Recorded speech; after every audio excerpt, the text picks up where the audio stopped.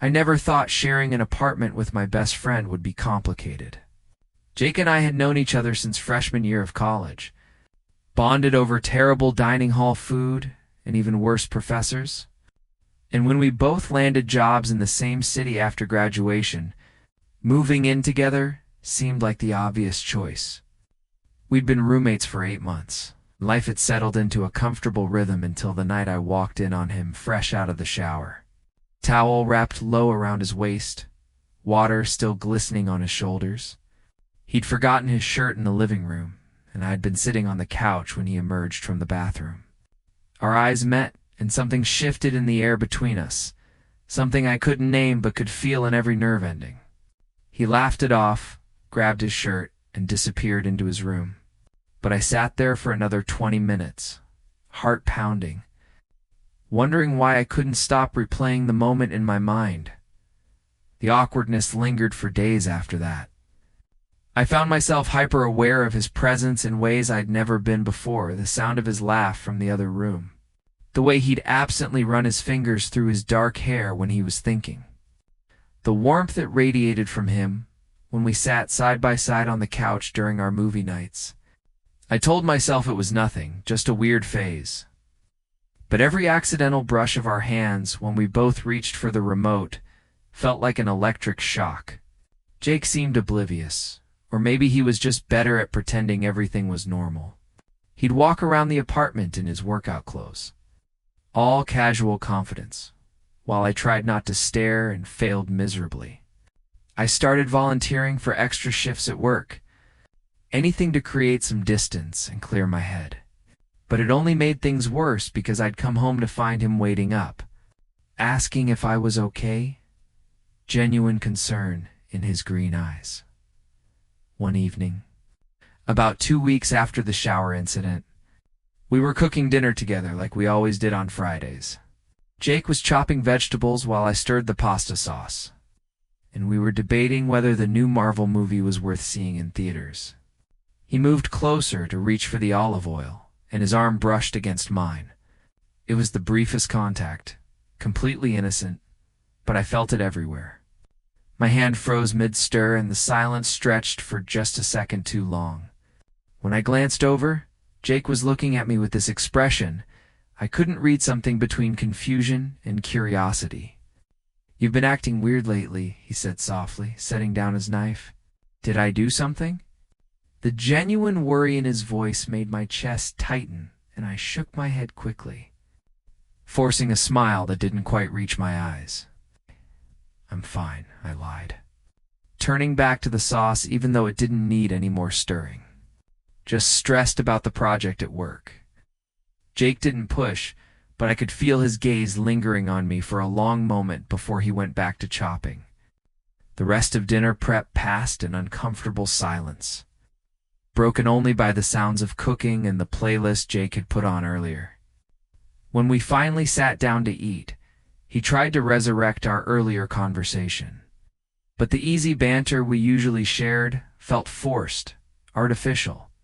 I hated it, hated that whatever was happening to me was affecting our friendship. Hated that I couldn't just be normal around him anymore. That night, I lay in bed, staring at the ceiling, listening to Jake move around in his room on the other side of our shared wall, and admitted to myself what I'd been trying to deny for weeks. I was developing feelings for my best friend, and I had absolutely no idea what to do about it. Movie night had always been our sacred tradition every Wednesday. Without fail, we'd order pizza, dim the lights, and lose ourselves in whatever film one of us picked. This particular Wednesday, Jake had chosen some indie drama that his coworker had recommended, and I'd settled onto our worn leather couch with a throw blanket and a slice of pepperoni. The movie was actually good, slow and contemplative, with long shots that made you feel like you were right there with the characters. About halfway through, I realized Jake had gradually shifted closer, the space between us on the couch shrinking inch by inch. When the main character went through a particularly emotional scene, I felt Jake's shoulder press against mine, and neither of us moved away. The warmth of him, the solid presence, felt impossibly right, and I had to remind myself to keep breathing normally by the time the credits rolled. Somehow, we'd ended up tangled together, my head resting against his chest, his arm draped across my shoulders, the blanket covering both of us. I had no memory of the exact moment it happened, just the gradual, almost inevitable way we'd gravitated toward each other in the darkness. His heartbeat was steady under my ear, and I could feel the rise and fall of his breathing. For a few perfect seconds, neither of us moved or spoke, suspended in this bubble where nothing else existed. Then Jake's phone buzzed on the coffee table, shattering the moment, and we sprang apart like we'd been caught doing something forbidden. He grabbed his phone, face flushed, mumbling something about a text from his mom. While I busied myself gathering our empty plates and trying to slow my racing heart, the next morning was excruciating. We moved around the apartment like strangers, overly polite and careful not to let our paths cross too closely. Jake made coffee without asking if I wanted any, something he'd done automatically every single morning for months. I poured cereal and ate it standing at the counter instead of joining him at the table like usual. The silence was oppressive, heavy with all the things we weren't saying. Finally, as I was rinsing my bowl, Jake cleared his throat. "About last night," he started, and my entire body tensed. I kept my eyes on the running water, watching the milk swirl down the drain. We were just comfortable, right? Tired. It didn't mean anything. Each word felt like a small cut, even though I knew he was offering me an out, a way to pretend it never happened. Right, I managed, my voice coming out rougher than intended. Just comfortable. No big deal. But it was a big deal. It was the biggest deal in the world to me. The fact that he could dismiss it so easily made something in my chest ache. I turned off the water and dried my hands, still not looking at him. I should get ready for work. I practically fled to my room, closing the door and leaning against it, feeling ridiculous and hurt and confused all at once. Through the door, I heard Jake sigh, heard the scrape of his chair as he stood up, and then the sound of his bedroom door closing as well. That evening, we texted each other to coordinate dinner timing like we were business associates instead of best friends. We'd lived together for almost a year. When we did finally end up in the kitchen at the same time, the careful distance between us felt like a chasm. And I wondered if one accidental cuddle had broken something that couldn't be fixed. Jake's birthday party was supposed to be a small gathering, just some friends from work and a few college buddies who still lived in the city. I'd spent weeks planning it, secretly coordinating with everyone, ordering his favorite cake, even hanging those ridiculous streamers he'd mentioned liking once as a joke. When everyone yelled surprise, as he walked through the door, the genuine shock and joy on his face made all the effort worth it. He pulled me into a tight hug, laughing into my shoulder, and for a moment, everything felt normal between us again. Like we'd somehow managed to bridge the awkward distance that had grown over the past few weeks. The party kicked into full swing, music filling the apartment, conversations and laughter overlapping. And I allowed myself to relax and actually enjoy the evening I'd worked so hard to create. That's when Marcus arrived. Marcus, one of Jake's coworkers who I'd only met once briefly, was tall and effortlessly charming, with the kind of confidence that filled a room. He made a beeline for Jake, presenting him with an elaborately wrapped gift and a megawatt smile. I watched from across the room as they talked, noting the way Marcus leaned in close, the way his hand lingered on Jake's arm, the way Jake's face lit up with attention. Something ugly twisted in my stomach, sharp and hot and completely unwelcome. I had no right to feel this way, no claim on Jake beyond friendship, but jealousy didn't care about logic. When Marcus refilled Jake's drink without being asked and Jake thanked him with that particular warm smile I'd thought was reserved for close friends, I had to step out onto our small balcony to catch my breath. The cool night air helped clear my head a little, but it couldn't touch the turmoil churning inside me. I gripped the railing and stared out at the city lights, trying to talk myself down from the irrational emotions flooding my system. This was Jake's birthday. I should be happy he was having a good time. Happy that people cared about him and wanted to celebrate. But the thought of Marcus, with his easy charm and obvious interest, potentially becoming something more in Jake's life, made me feel like I was drowning. I heard the sliding door open behind me and turned to find Jake stepping out, 2 beers in hand. "Hiding from your own party?" I tried to joke, but it came out flat. He offered me one of the beers and joined me at the railing, close enough that I could feel his warmth in the cool evening air. "Needed a break," he admitted, taking a sip of his drink. "It's great. Really, everything you did. I just needed a minute." We stood in comfortable silence for a moment, and I tried to shake off the jealousy still clinging to me like cobwebs. "Marcus seems nice," I said, aiming for casual and probably missing by a mile. Jake glanced at me, something unreadable flickering across his face. "Yeah, he's cool. He started at the company a few months ago."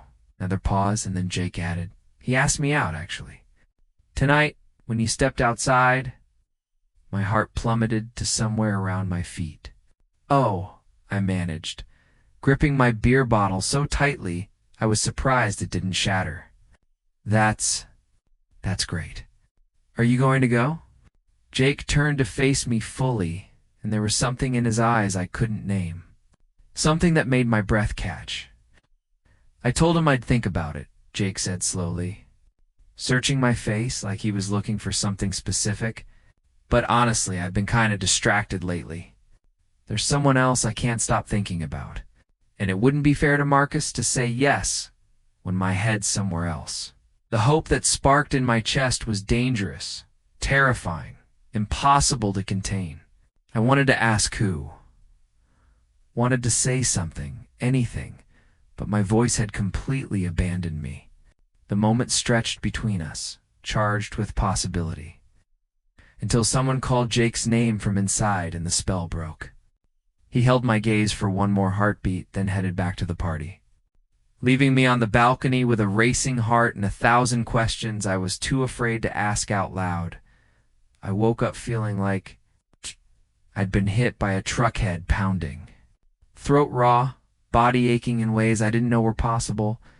When I managed to drag myself to the bathroom mirror, I looked about as terrible as I felt.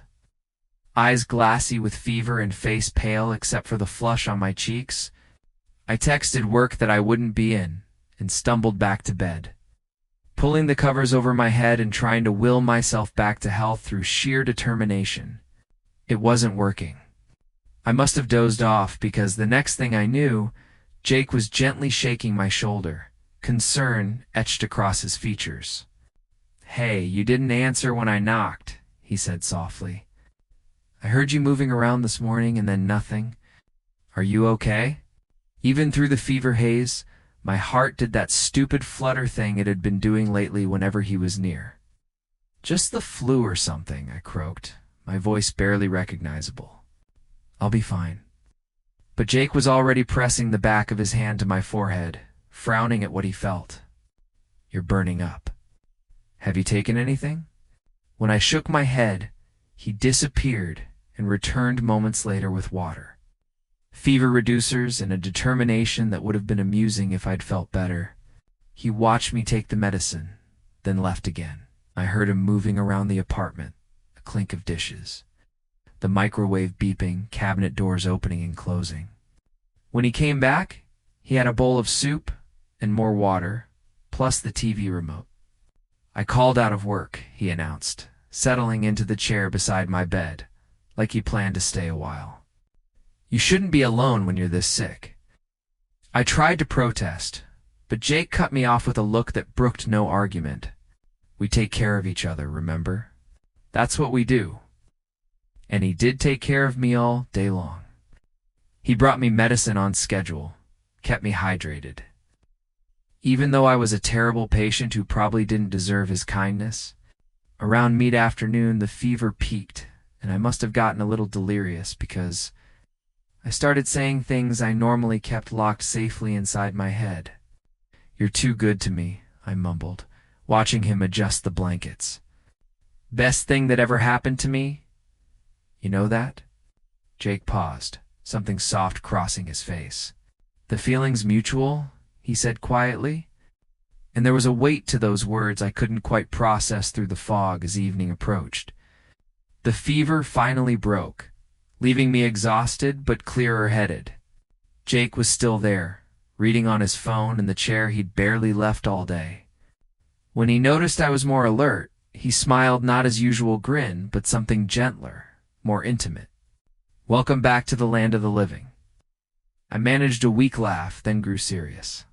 "You didn't have to do all this." Jake set his phone down and leaned forward, elbows on his knees. "I wanted to. I always want to when it comes to you." The way he said it, the intensity in his green eyes, made something click into place in my foggy brain.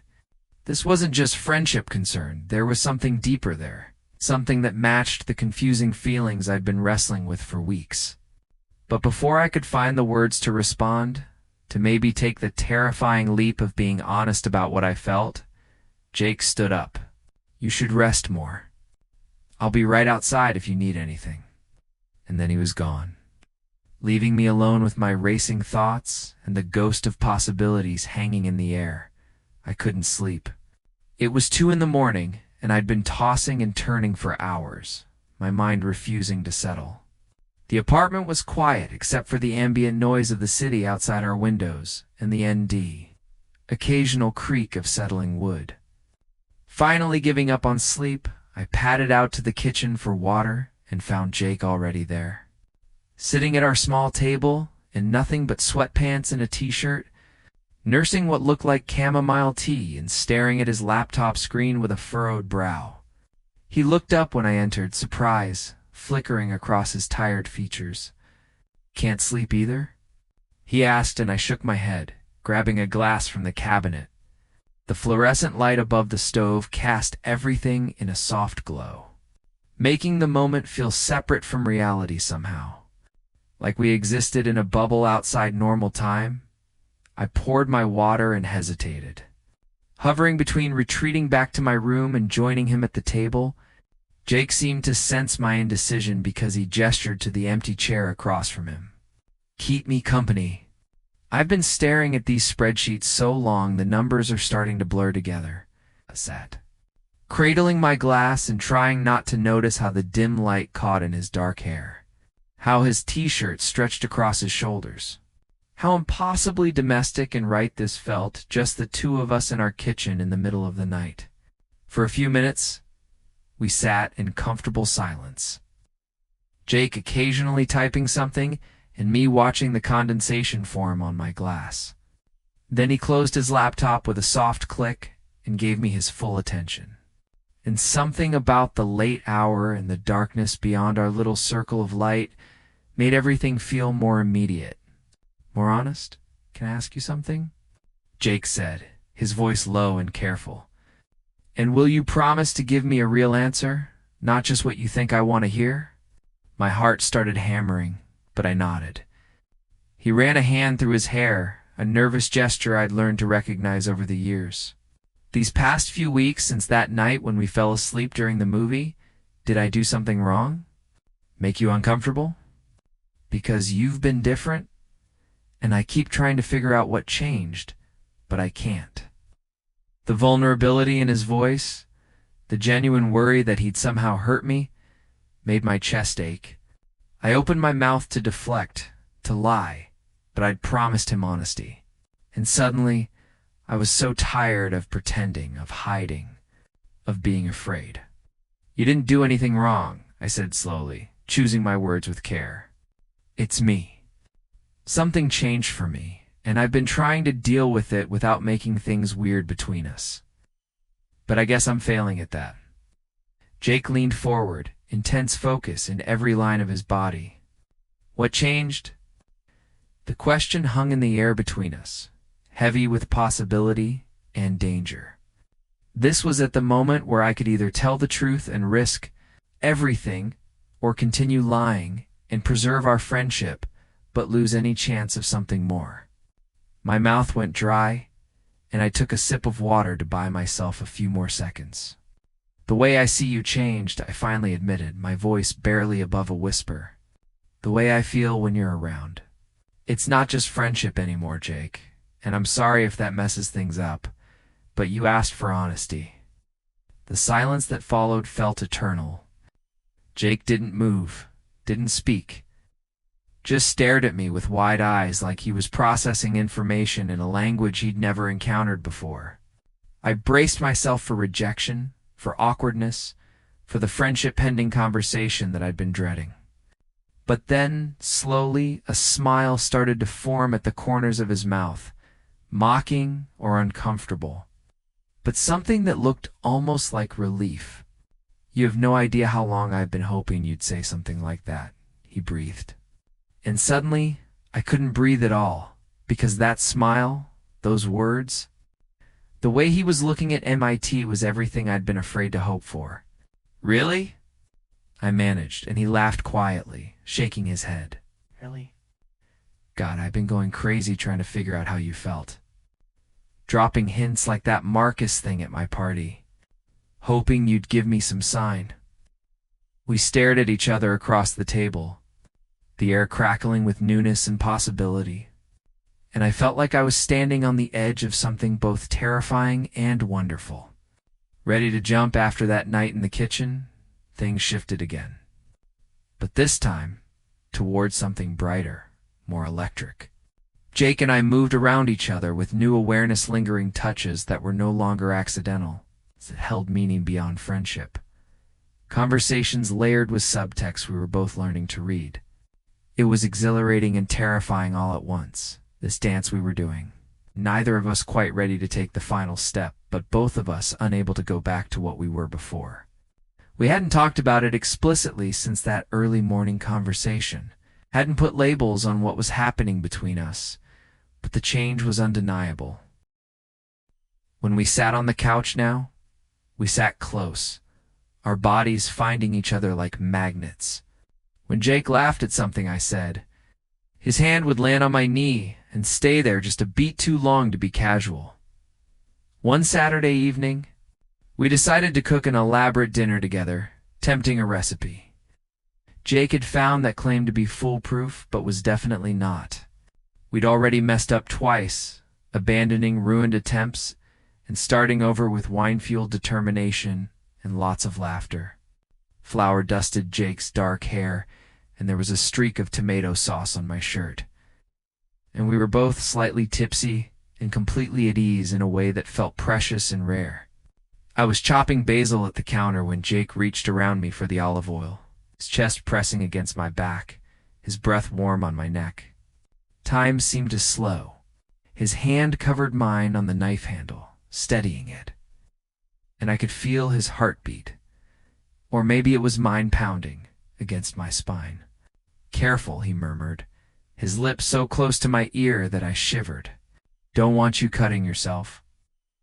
I turned my head slightly, and suddenly we were face to face, barely inches apart. His green eyes were darker than usual, pupils dilated. I watched them drop to my lips and back up again in a movement that sent electricity shooting through my entire body. All the playfulness of the evening evaporated, replaced by an intensity that made the air feel thick and charged. Jake's hand moved from mine to my waist, fingers splaying against my hip. And I couldn't remember how to form words or thoughts beyond the overwhelming awareness of him as warmth. His smell, the way his breathing had gone shallow and rapid. I leaned in infinitesimally, giving him every chance to pull back. But he didn't. Instead, he tilted his head, closing the distance between us to almost nothing. So close I could feel the ghost of his breath on my lips. The smoke alarm chose that exact moment to go off, its shrill beep shattering the moment like glass. We sprang apart, both of us scrambling to figure out what had gone wrong with our dinner, while the alarm screamed overhead. The sauce had boiled over and was burning on the hot stove, creating a cloud of smoke that had triggered the sensor. Jake grabbed the pot while I opened windows and fanned at the alarm with a dish towel. And And by the time we'd managed to restore order to the chaos, the moment was gonna at least postponed. We salvaged what we could of dinner and ate it at the table. The conversation careful and surface level, neither of us acknowledging what had almost happened. But all evening, I felt the phantom sensation of his hand on my waist. The memory of being that close burned into my neural pathways. When I went to bed that night, I lay awake wondering if Jake was doing the same. If he was thinking about those suspended seconds before the alarm, and what might have happened if we'd had just a few more moments of uninterrupted time. Marcus texted Jake on a Tuesday afternoon, asking if he wanted to grab drinks after work. I knew because Jake mentioned it casually while we were both getting ready in the morning. Him standing at the bathroom mirror fixing his tie while I brushed my teeth at the sink beside him.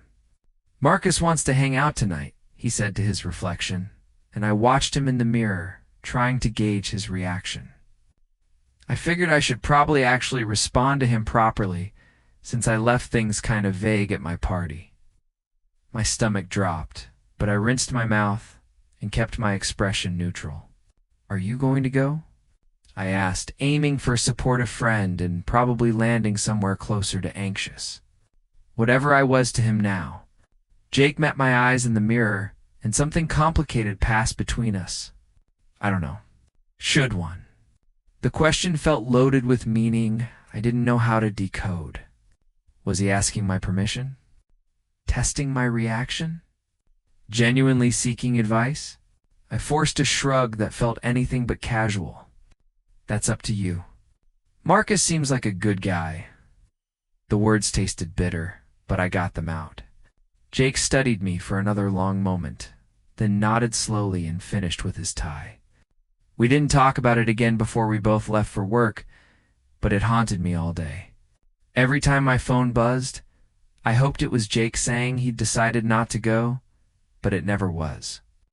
By the time I got home that evening, the apartment was empty. A quick check of Jake's room confirmed.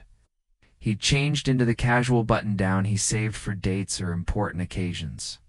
The jealousy I'd felt at his birthday party came roaring back, twice as strong and impossible to ignore. I tried to distract myself, put on a show. Attempted to read, even considered going out myself, but nothing worked. Every few minutes I found myself checking my phone, wondering where they were and what they were doing. The thought of Marcus making Jake laugh, of them connecting over drinks, of Marcus leaning in close the way he had at the party, made me feel physically ill. Around 9 o'clock, I heard Jake's key in the lock. He walked in, looking slightly rumpled, his hair messier than usual, like he'd been running his hands through it. Our eyes met across the living room, and I tried to read his expression. Uncertainty? Something else entirely? "Hey," he said, dropping his keys on the counter. "You're still up." I muted the TV show I hadn't actually been watching. "How was it?" I asked, and hated how strained my voice sounded. Jake crossed to the couch and sat down, leaving more space between us than he had in days.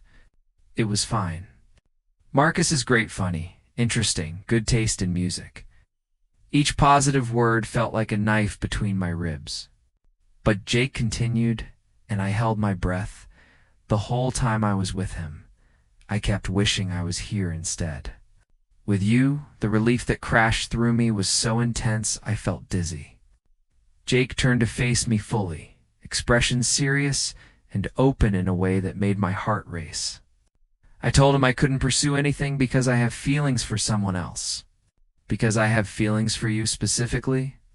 And it wouldn't be fair to him when all I can think about is my roommate and our almost kiss in the kitchen, said it so matter-of-factly, laying it all out there with a bravery I wasn't sure I possessed. "I'm tired of dancing around this," Jake admitted. "I like you. More than like you. And I'm pretty sure you feel the same way. So what are we doing? Why are we pretending?" The conversation after Jake's confession with Marcus should have made everything clear, should have launched us into whatever came next. But instead, I froze. All the fears I'd been suppressing came flooding to the surface. What if trying for more ruined our friendship? What if it didn't work out and we couldn't live together anymore? What if I wasn't enough, or we discovered we were better as friends than anything else? I said something non-committal about needing time to think, and I watched hurt flash across Jake's face before he nodded and retreated to his room. For the next few days, we were polite strangers again. But this time it felt worse, because we'd been so close to something real, and I'd been too scared to reach for it. Jake stopped trying to engage beyond basic necessities, and the apartment felt cold despite the summer heat outside. On Friday evening, Jake went out without telling me where, just mentioning he'd be late. I spent the night alternating between regret and stubbornness, convinced I was right to be cautious, but missing him so badly it physically hurt. When he finally came home around midnight, I was still on the couch, and I could tell immediately something was wrong. His movements were jerky, angry, and when he saw me, his jaw tightened. "We need to talk," he said, and it wasn't a request. My stomach nodded, but I nodded, muting the TV. Jake stayed standing, arms crossed, radiating tension. "I can't do this anymore," he started, voice strained. "This limbo where we're not friends, but we're not anything else either. You said you had feelings for me. I told you I feel the same way, and then you just shut down. So I need to know, do you actually want this, or were you just caught up in a moment?" "It's not that simple," I argued, standing up to meet him at eye level. "There's too much at risk. Our friendship, our living situation, everything we've built." Jake cut me off with a bitter laugh. "You think I haven't thought about all that? You think I'm not scared to? But I'd rather take the risk than spend the rest of my life wondering what if." His voice rose with each word, frustration bleeding through. "I put myself out there, told you exactly how I feel. And you're so busy being afraid that you can't see what's right in front of you?" The accusation stung because it was true, but it also sparked my own anger. "At least I'm being realistic," I shot back. "What happens when the novelty wears off and we realize we were better as friends? Then we've lost everything, Jake. Everything. Don't know that." Jake's hands flew up in exasperation. "You're so convinced it's going to fail that you won't even try? That's not being realistic. That's being a coward." The word hung between us like a slap, and I felt my face flush hot. "I'm trying to protect what we have," I said, but my voice wavered. "You're trying to protect yourself," Jake countered, and his voice broke slightly on the words. "You're so scared of getting hurt that you'd rather push me away than take a chance on us." We stared at each other, both breathing hard, the air between us crackling with anger and hurt and all the unspoken feelings we'd been carrying. "Maybe you're right," I said finally, quietly. "Maybe I am scared. Because losing you would destroy me, Jake. You're the most important person in my life. And if we try this, and it doesn't work, and if we don't try and spend the rest of our lives regretting it—" Jake interrupted, his voice dropping to match mine. "Is that better? Is that safer?" I didn't have an answer for that. Jake ran both hands through his hair, a gesture of pure frustration. "I need some air," he muttered, grabbing his jacket. "I can't be here right now." He left, the door closing with finality behind him, and I stood in our living room, feeling like the world's biggest idiot. He was right, I was being a coward, letting fear dictate my choices. But knowing that didn't make it easier to change. It didn't magically erase all the anxiety about what stepping forward might cost. I texted him an apology around 2 in the morning, but it went unanswered. And when I finally fell asleep on the couch, I dreamed of missed chances and empty rooms. Jake came home the next morning while I was making coffee, looking like he'd slept even worse than I had. We moved around the kitchen in silence, the tension from last night still hanging heavy in the air. I wanted to apologize properly, to explain myself better, but the words stuck in my throat every time I tried to form them. Jake grabbed a mug, poured himself coffee, and leaned against the counter, cradling it like it might be the only thing holding him together. "I've been thinking," he said finally, not looking at me. "Maybe I should start looking for another place. This clearly isn't working anymore, and I don't want to make you uncomfortable in your own home." Each word felt like a physical blow, and panic seized my chest. "No," I said immediately, more forcefully than I intended. "Jake, no. Don't leave." He finally met my eyes, and the exhaustion and hurt I saw there made me hate myself. "Then what do you want from me?" he asked, and it was a genuine question, not an attack. "Because I can't keep doing this pretending I don't feel what I feel watching you pull away every time we get close. It's killing me." His honesty, raw and unguarded, finally cracked through all my defenses. I set down my coffee cup before I dropped it, my hand shaking. "I want you," I admitted, the words tumbling out. "I want everything with you, and that terrifies me because I've never felt this way about anyone. You're my best friend, Jake, and also so much more than that. And I don't know how to reconcile those things." "You don't have to reconcile them," Jake said softly, setting his own mug down and taking a tentative step toward me. "They're not mutually exclusive. I can be your best friend and also someone you're in a relationship with. That's actually kind of the ideal, isn't it?"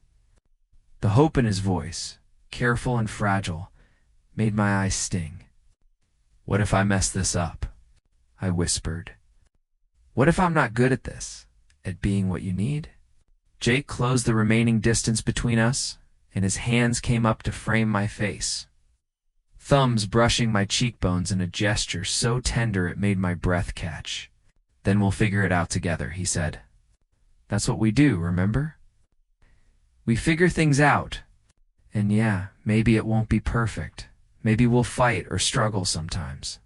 But I'd rather have that with you than perfect with anyone else." I looked into his green eyes, saw the conviction there, the affection, the patience even after I'd put him through emotional hell these past weeks. And suddenly, all my fears seemed small and manageable compared to the possibility of this of us. "I'm sorry," I said, my voice rough with emotion. "For being scared, for hurting you, for almost losing this before we even had a chance to try." Jake's thumbs continued their gentle movement against my skin. "Does that mean you're willing to try now?" he asked, and I could hear the vulnerability underneath the question, the fear that I might still say no. I nodded, not trusting my voice, and watched relief and joy bloom across his face. "Yeah," he breathed, leaning closer. "Yeah," I confirmed, and closed the last few inches between us. Our first kiss wasn't fireworks or earthquakes, or any of the dramatic metaphors people use. It was softer than that, more significant. Jake's lips met mine with careful reverence, like he was savoring a moment he'd been imagining for a long time. His hands cradled my face like I was something precious, and I let my own hands find his waist, pulling him closer until there was no space left between us. The kiss was gentle at first, questioning, making sure this was really what we both wanted. But then I sighed against his mouth, and everything deepened, became more certain. His fingers threaded into my hair, and I felt his heart beat against my chest, fast and hard, matching my own. When we finally broke apart, breathless and slightly dazed, Jake rested his forehead against mine and laughed quietly, a sound of pure happiness. "That was worth the wait," he murmured, and I couldn't help but smile against his lips as I pulled him in again. This kiss was different, more confident, more playful, with an undercurrent of all the feelings we'd been suppressing for weeks. His hand slid from my face to my shoulders, down my arms, like he was mapping me out, learning me in this new context. I backed up until I hit the counter and Jake followed, pressing against me in a way that made my head spin. One of his hands settled on my hip, while the other cupped the back of my neck, and I melted into him, into the terrifying and wonderful reality of finally being honest about what I wanted, When we separated this time, we were both flushed and breathing hard, grinning at each other like idiots. "So," Jake said, his voice rougher than usual, "does this mean we're doing this? Like, actually dating?" I nodded, unable to stop smiling. "If you'll have me despite the fact that I'm apparently terrible at recognizing a good thing when it's right in front of me." Jake laughed and kissed me again, quick and sweet this time. "I mean, you're not wrong about that. But lucky for you, I'm patient. And also maybe a little bit stupid about you." We migrated to the couch, unable to keep from touching now that we'd finally given ourselves permission, hands intertwined, shoulders pressed together, stealing kisses between conversations about what this meant and how we wanted to approach it. "We should probably take it slow," Jake suggested at one point, though his hand was playing with my fingers in a way that suggested he was finding it as hard as I was to think about anything slowly. "Make sure we do this right." "Agreed," I said, even though part of me wanted to skip ahead to every moment of this, to make up for lost time and weeks of longing. But Jake was right. We had time now, all the time in the world, and we could afford to savor each step. As the morning stretched into afternoon, we stayed tangled together on the couch, talking about everything and nothing, occasionally pausing to kiss like we were testing out this new normal and finding it exactly right. At some point, Jake's head ended up in my lap, and I ran my fingers through his dark hair while he told me about the night he'd gone out instead of coming home, how he'd walked around the city for hours, trying to figure out if he should just move on, trying to convince himself that maybe what we had as friends was enough.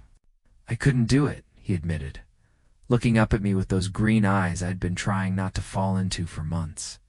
"Because you're it for me. You've been it for a while now. You're it for me too," I told him, leaning down to kiss him upside down, smiling against his lips at the awkwardness and rightness of it. "Sorry it took me so long to catch up." Jake just grinned and pulled me down for another kiss. And I thought about all the moments that had let us hear the awkward encounters, the jealousy, the arguments, the almost kisses, and late-night confessions. Every stumbling step had been necessary, I realized, to get us to this point where we were finally brave enough to risk everything for the possibility of something extraordinary. That night, we ordered takeout and ate it sitting on the floor of our living room, legs tangled together, planning our first official date and laughing about how we'd explain this to our friends, who'd probably seen it coming from a mile away.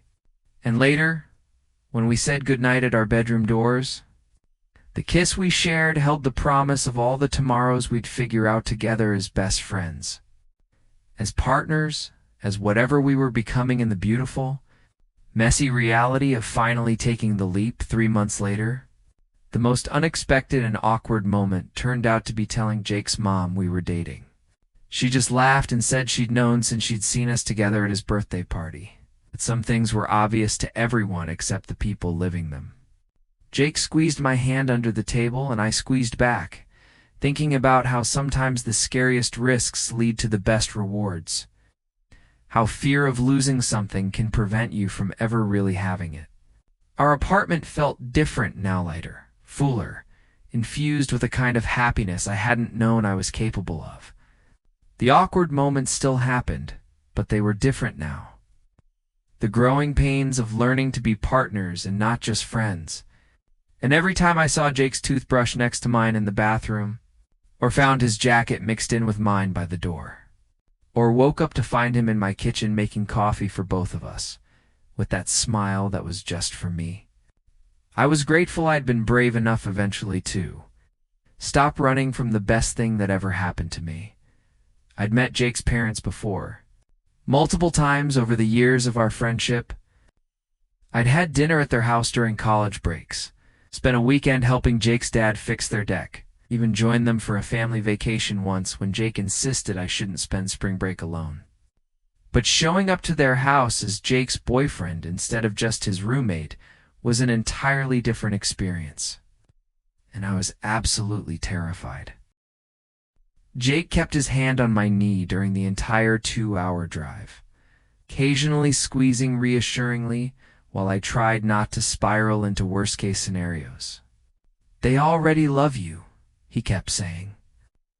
But I couldn't shake the anxiety that this changed everything, that they might see me differently now, that his dad might suddenly decide I wasn't good enough for his son. When we pulled into the driveway of the familiar suburban house, Jake's mom was already at the door, waving enthusiastically. She pulled me into a hug before I'd even made it up the walkway, and I felt some of the tension ease from my shoulders. "It's about time you two figured it out," she said warmly, then held me at arm's length to look at me properly. "You look happy. You both do." Jake's dad emerged from the garage, wiping his hands on a rag, and my stomach clenched again.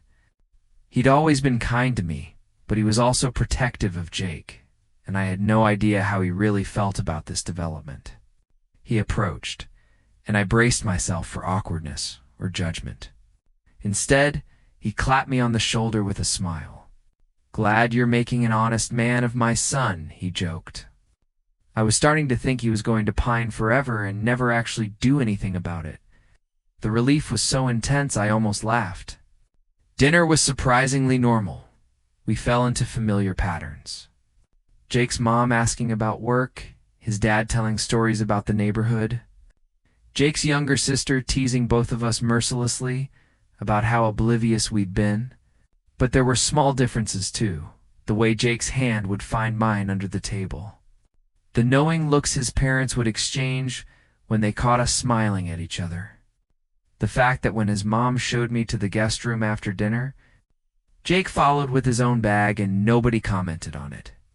Later, lying in the guest bed with Jake curled against my side, his breathing evening out as he drifted towards sleep, I felt overwhelmingly grateful.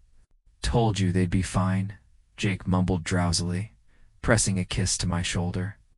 "They love you."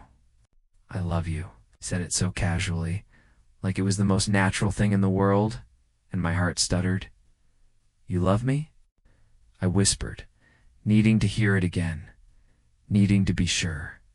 Jake propped himself up on one elbow, suddenly more awake, his expression soft in the moonlight filtering through the curtains. "Yeah," he said simply. "I love you. Have for a while now, if I'm being honest." I reached up to cup his face, thumb tracing his cheekbone. "I love you too," I admitted, the words feeling both enormous and inevitable. "So much it scares me sometimes." Jake smiled and kissed me, slow and deep and full of promise. "Don't be scared," he murmured against my lips. "We're good at this. At us." And lying there in his childhood home, with his parents asleep down the hall and his sister in the next room, I believed him. We'd stumbled our way into this relationship, but now that we were here, it felt solid, real, like something that could last. The next morning, Jake's mom made pancakes and watched us with barely concealed delight as we moved around her kitchen and sink. And I realized this was a Teed. It's been welcomed not just into Jake's life, but into his family, permanently and completely. And the awkwardness I'd been dreading had transformed into belonging. The invitation to Jake's company holiday party came with a +1 option, and he'd immediately asked if I wanted to go. I'd agreed without really thinking it through, but as the date approached, I started to panic.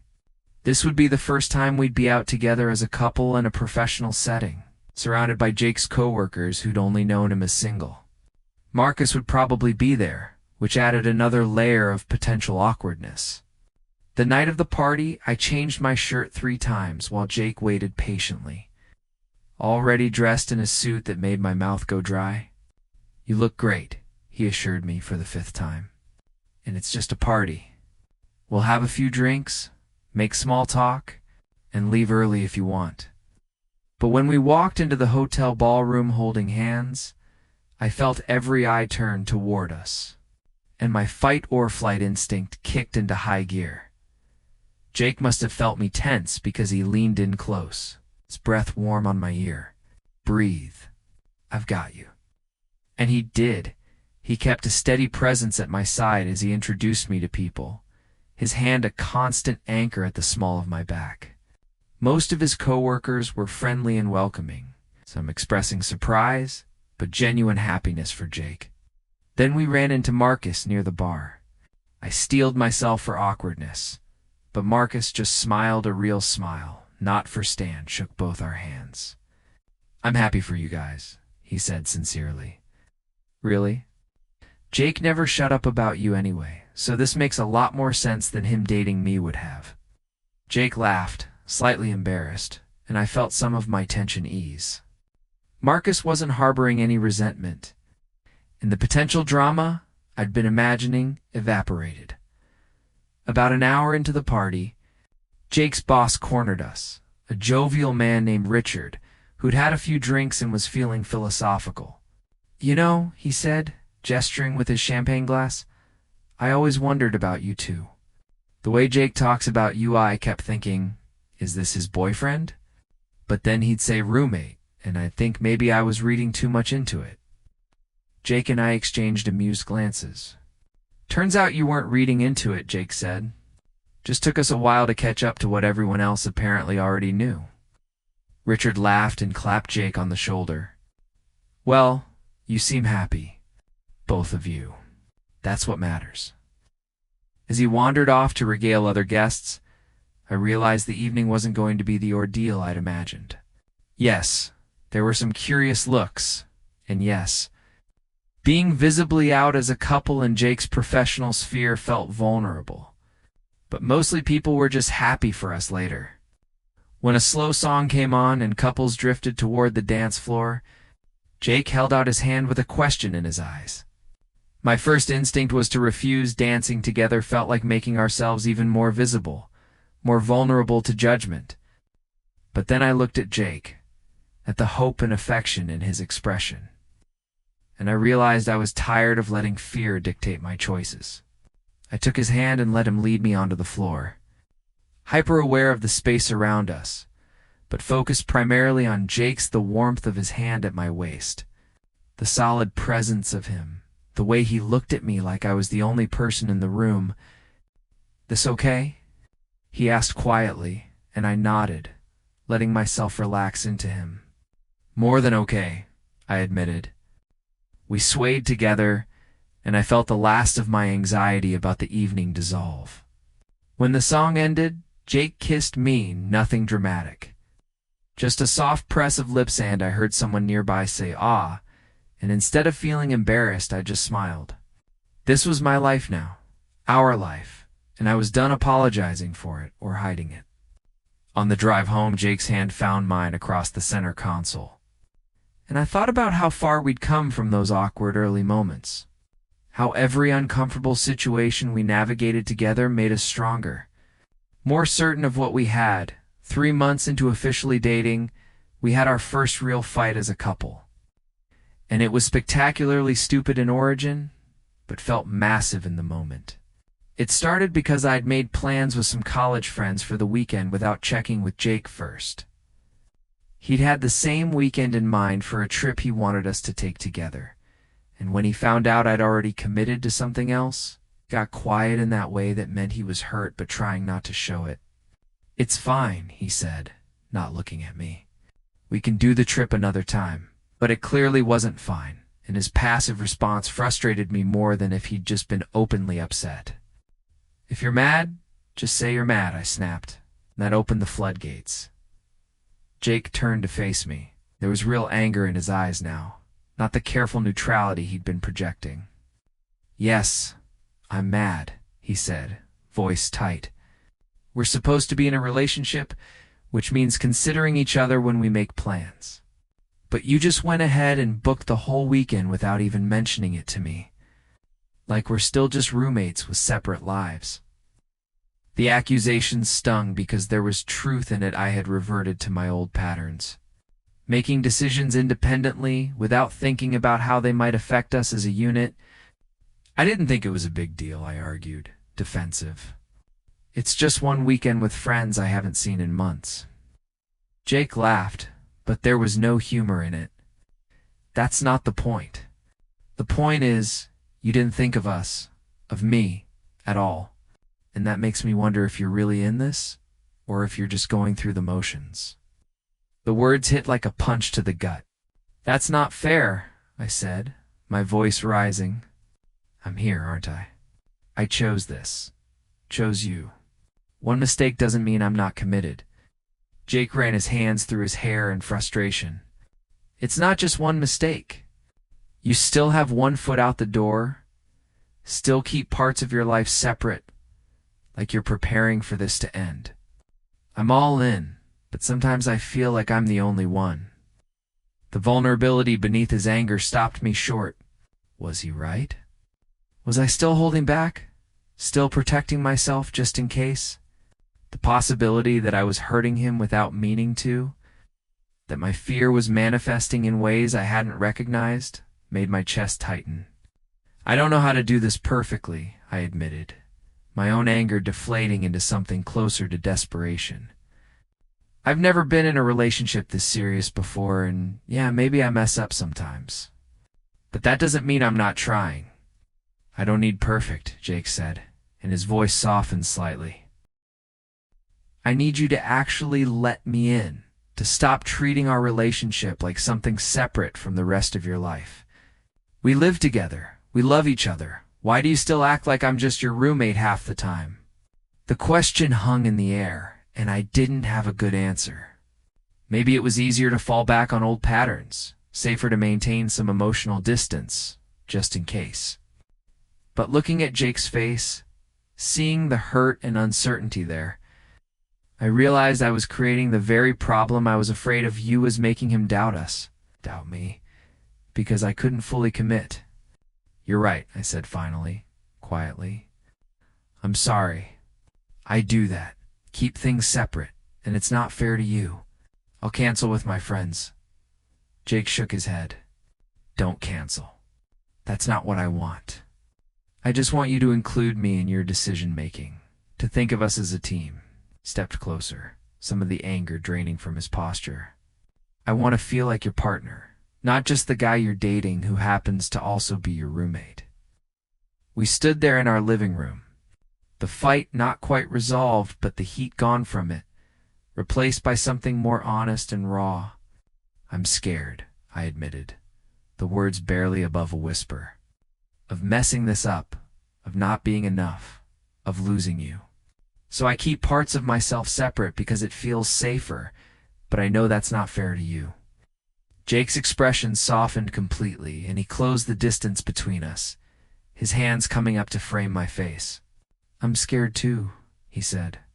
"But we can't build something real if you're always waiting for it to fall apart. I need you to trust this.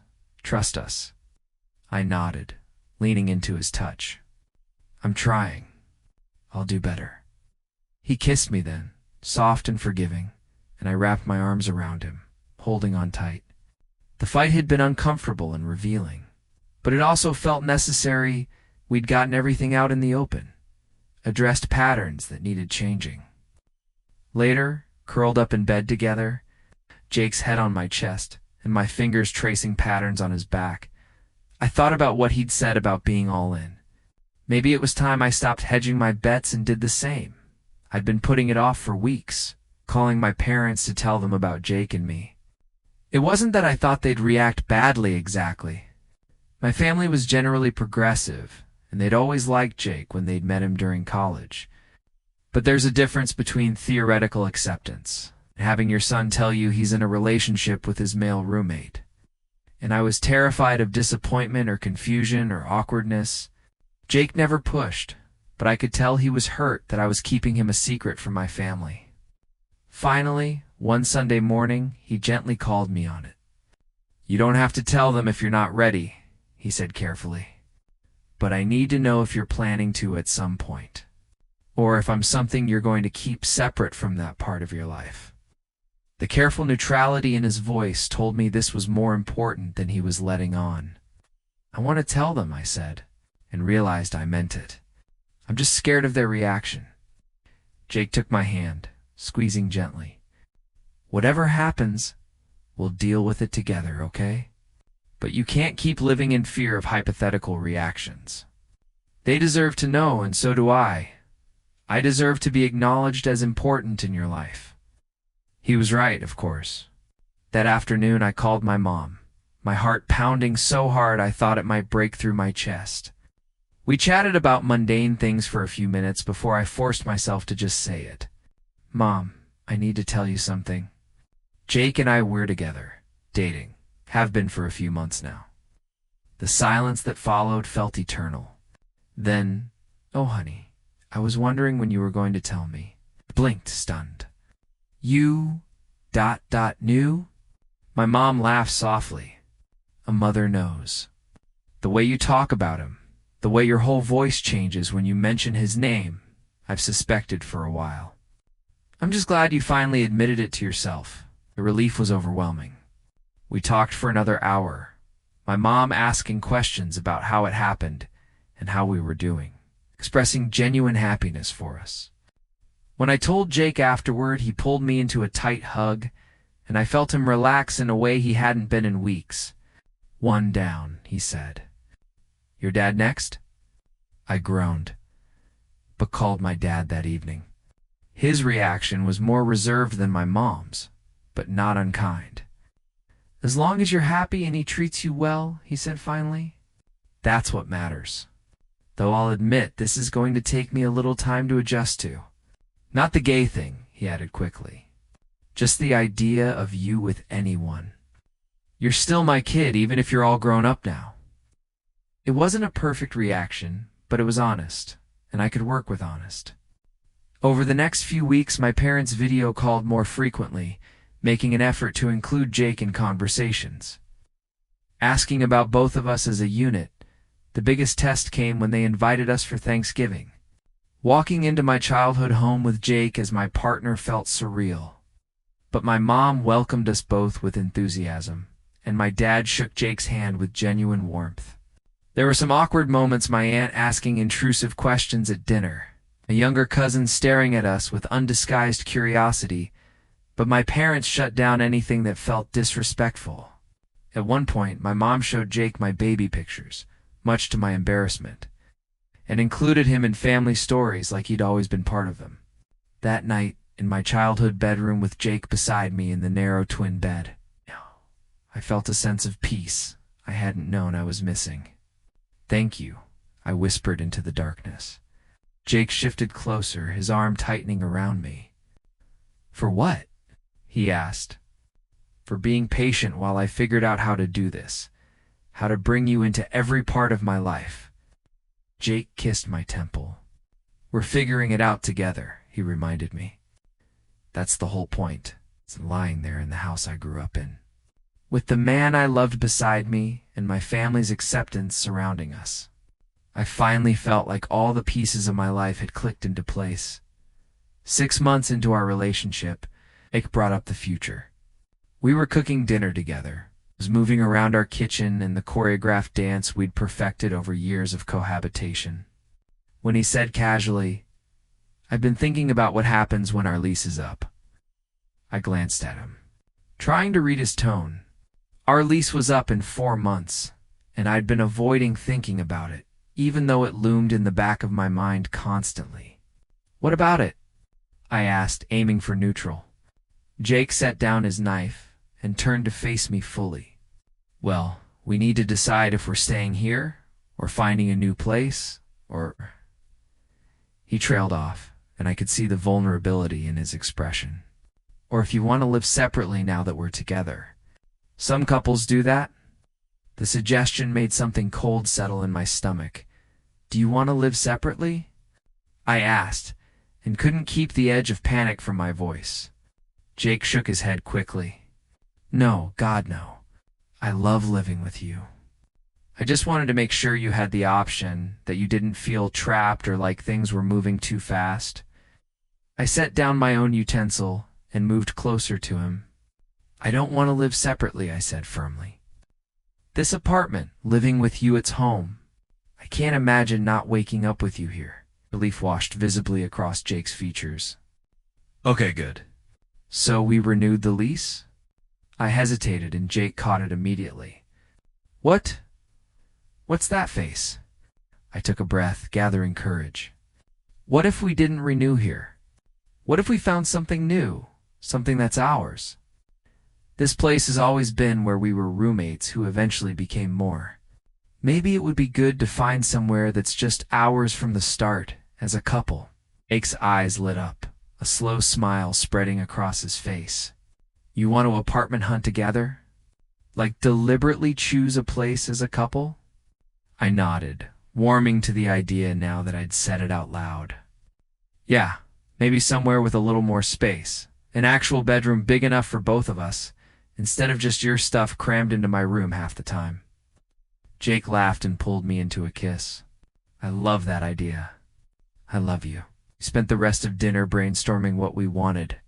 More natural light, a better kitchen, maybe a small balcony. Definitely in-unit laundry. The conversation evolved into broader future talk, where we saw ourselves in 5 years, career goals, whether we wanted pets. At one point, Jake mentioned something about when we get married, and my heart skipped several beats. He said it so casually, like it was a foregone conclusion, and I realized it was for him we were endgame in his mind. You think about us getting married? I asked, trying to keep my voice steady. Jake looked at me like I'd said something absurd. Of course I do. Don't you? And the thing was, I did. Not imminently. We were still young, still figuring things out, but eventually, yeah. I could see it. Jake in a suit, both of us promising forever, building an actual life together instead of just taking it day by day. Yeah, I admitted. I do. We sat on the couch later, laptop open between us, scrolling through apartment listings and debating the merits of different neighborhoods. It felt impossibly domestic and adult, planning our future like this, but it also felt right. At one point, Jake made a comment about needing good school districts eventually, and when I raised an eyebrow, he flushed. I mean, way down the line. If we wanted kids, which we haven't talked about, so, dot. He was adorably flustered, and I kissed him to stop his rambling. One major life decision at a time, I said gently. But for the record, I'm not opposed to the idea. Eventually. We found a place 3 weeks later, a 2-bedroom with hardwood floors and a kitchen. It's big enough for us both to cook comfortably in a neighborhood that felt more like us than our current location. The day we signed the lease, Jake held my hand across the table, his thumb tracing circles on my palm, and I felt the weight of commitment and possibility. This wasn't just a new apartment. It was a statement about us, about the future we were choosing to build together. Moving day was chaos, boxes everywhere, furniture that didn't quite fit. Arguments about where things should go, but that night, exhausted and surrounded by unpacked boxes, we christened our new bedroom. And I felt more certain than ever that we were exactly where we were supposed to be. This is just the beginning, Jake murmured later, wrapped around me in our new bed in our new home. I know, I replied, pressing a kiss to his shoulder. And I can't wait to see what comes next. It's the awkward moments. The fears, the growing pains, they'd all led us here. To this place of certainty and commitment. And I wouldn't change a single stumbling step that brought us together. A year later, in the apartment we'd chosen together, with photos of us scattered on the walls and our lives fully intertwined, I proposed. It was clumsy and nervous and perfect, and when Jake said yes through happy tears, I thought about all those unexpected moments that had seemed so awkward at the time, the shower incident, the accidental cuddle, the almost kiss, interrupted by a smoke alarm. Every uncomfortable, uncertain moment had been necessary to get us here. To this place where I could kneel in our living room and ask him to spend forever with me. The most unexpected moment of all, it turned out, was realizing that sometimes the best things in life come from being brave enough to embrace the awkward, to push through the fear, and to trust that what's on the other side is worth every uncomfortable step. Jake pulled me to my feet and kissed me, and I knew that whatever awkward moments lay ahead in there would be many. Because that's just life, we'd navigate them together. With patience and humor and love that had been worth every moment of uncertainty it took to find,